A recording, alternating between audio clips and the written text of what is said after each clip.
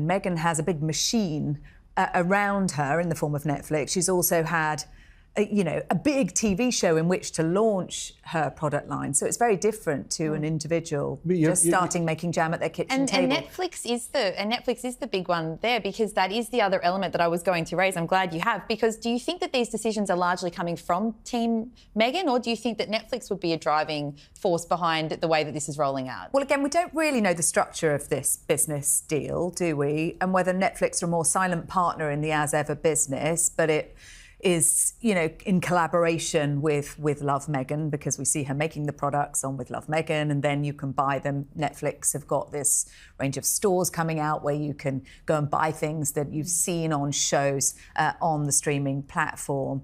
But it is very different to a one-woman band trying to get a product from her kitchen table to scale. Yeah. She does talk about the problems of that, but I think she has a lot of opportunity there. I sort of agree with you, Sarah, except you've got to remember that when she first started, what was it, Riviera America? American Riviera Orchard. American Riviera. So they've had R.I.P. So that's gone. Meghan and Harry left the royal family because they said they wanted privacy, independence, and peace, right? But ever since they stepped back, all they've done is cash in on the very institution they claim to despise. From Netflix specials to Spotify deals to tell-all, memoirs, and interviews, they've been piggybacking off the monarchy nonstop. And now they want to brand themselves as victims while building a media empire fueled by royal access, royal titles, and royal drama? It's not just shameless. It's disgusting. Harry and Meghan made a big show of leaving the royal system. They told the world they were stepping back from royal duties. Yeah, exactly. It's very rich Americans. The issue is it doesn't seem that strategic, though, when it does change a lot, and the public perception is that it does appear a little chaotic. And further to that, Meghan's had a few projects now that haven't survived long past their infancy or season one, as was the case with the first podcast.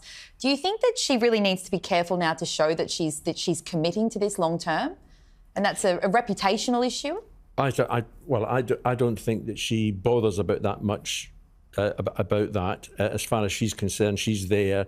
I've got no objections to Meghan and Harry making money, none whatsoever. However they want to operate now is fine. It's their royal connections that really irritate me, and they're piggybacking off that a great deal. But I think Meghan is the one who's driving everything, and I think she will eventually come a cropper with all this. I mean, she says, I don't want to annoy the public. Well, why not? She's annoyed everybody else. She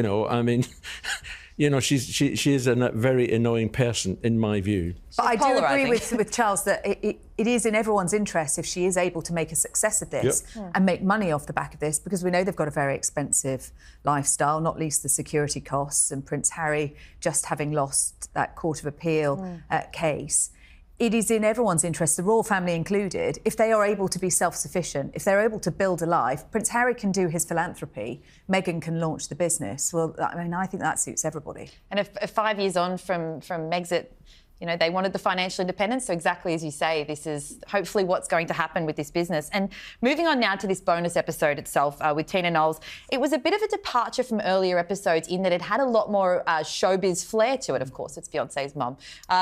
Do we think that this is what we're going to see more of moving forward with Meghan's podcast, or do you think that this was just going out with a bang? They didn't want the spotlight, the expectations, or the toxic environment of royal life. And yet, what's their entire brand built on? Their connection to the royal family. The Netflix deal? Full of behind-the-scenes royal footage. The Oprah interview? Centered on royal racism and secrets. Harry's memoir Spare? Page after page of royal gossip. They're not distancing themselves from the crown. They're dragging it behind them like a golden suitcase full of clickbait. Let's not forget the content itself. The Spotify podcast wasn't about empowering women. It was about reminding everyone that Meghan married into royalty. The Netflix series wasn't about love. It was a carefully edited hit piece aimed at the royal family. And Spare? That wasn't a memoir. It was a therapy session with a ghostwriter, sold to the public for $20 a copy. It's betrayal for profit. They turned family conflicts into storylines. I think that's what Lemonade will be hoping for if there's a second series. And of course, we don't know yet whether there is going to be a second series. But this was a bonus episode. The series had come to an end, and then we got this announcement that there was going to be this extra episode featuring what did she call her? The matriarch. The matriarch and the mom mogul. Yeah. I think she called Tina Knowles. And she made it very clear that Tina Knowles had picked up the phone to her. Oh, yeah. Oh, yes, I picked up on that. Yes, yeah. And that you don't turn down a call like that. You pick up the phone and then you do this episode. Actually, I thought this was one of the most interesting episodes in the series because Tina Knowles has a really, really that time. And I thought, oh, wow, OK. Because, you know, you're talking to someone who is no longer speaking to her father and whose husband is no longer speaking to his father, and a lot of time is passing. It really stood out because she used the phrase wasted time, and Meghan agreed and said, yes, it's wasted time. Yes. And at the end of that sentence, you think, surely, exactly as you've said, it felt pointed. Surely she had that reflection of, well, there's a lot of people around in our lives. The thing about Tina Knowles is, you know, she's a very, very successful businesswoman, but it's her background, you know, coming up in, you know, in Texas when she was very young, where there was segregation and everything else. I mean, it is really fascinating story, and I'm hoping to get hold of the book that she's just done. And I think it was I don't know who rang who, whether it was Tina rang Meghan or Meghan rang Tina or whatever. Whoever it was, that was a very, very smart move to get someone like her on that podcast, you know, to talk about a whole variety of subjects. And I agree with Sarah, you know, that put down of, you know, I never let, you know, you've got to... They turned private conversations into headlines. They turned grief, pain, and tradition into a revenue stream. And then they act shocked when the public gets tired of the drama? Please. Here's the part that really takes the cake. They walk away from royal life, but still call themselves the Duke and Duchess of Sussex.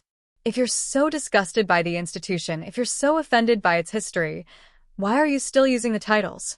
Because without the royal family, they are just two ex-celebrities with a podcast that flopped and a brand that's fading. The only thing that keeps people paying attention is their proximity to the crown. And they know it. They've turned victim of the monarchy into a product. And they've made millions doing it. It's not courageous. It's not authentic. It's exploitation. So here's the bottom line. Meghan and Harry claim to hate the royal family, but they love the money, the exposure, and the platform it gives them. They left the firm, but took the fame with them. They talk about truth, healing, and moving forward. Not have arguments within the family and everything else. I mean, that is a great put down. I bet she forgets that bit. And I'm glad you touched on it then, because there have been reports previously that Meghan had struggled to get, you know, A-list names on her show and on the podcast. How important for her brand, Meghan moving forward and away from the royal connection, how important is it for her to get those names involved in what she's doing? I think it's very, very important. I mean, when you look at a company in the UK called Warburton's, which makes bread, and they've had Samuel L. Jackson, Robert De Niro, advertising their bread. Now, that is a lot of money. Now, she needs to get hold of A-list, really triple A-list celebrities on those podcasts to help sell that stuff that she's making. And also people who want to be involved in their own right, not just because they're friends in Montecito with Meghan, because that has been my slight bugbear with this podcast. Sometimes you feel a bit excluded from the going on. I'd really love to see some of these guests being booked because they want to be a part of Meghan's podcast, because they believe in that brand, not just... But they're still throwing their own family under the bus every time a media deal comes along.